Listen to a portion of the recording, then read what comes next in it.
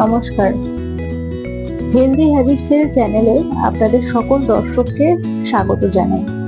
আজকের বিষয় হলো কোন রোগ থাকলে কলা খাওয়া একেবারেই উচিত নয়। কলা খুবই উপকারী একটি ফল, কিন্তু এমন রোগ রয়েছে যা থাকলে এই ফল খাওয়া উচিত নয়। নিয়মিত কলা খাওয়া স্বাস্থ্যের জন্য খুবই উপকারী। কলায় এমন অনেক পুষ্টিগুণ রয়েছে যা শরীরকে সুস্থ রাখতে সাহায্য করে।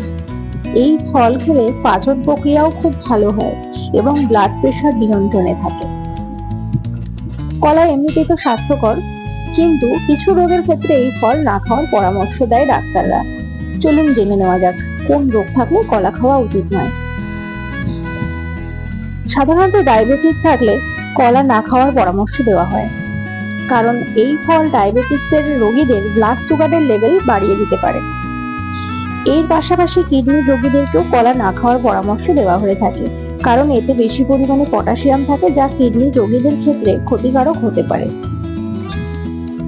পরবর্তী আপডেট পেতে চ্যানেলটিকে সাবস্ক্রাইব করুন এবং পাশে থাকা বেল নোটিফিকেশনটি অন করে রাখুন। ধন্যবাদ।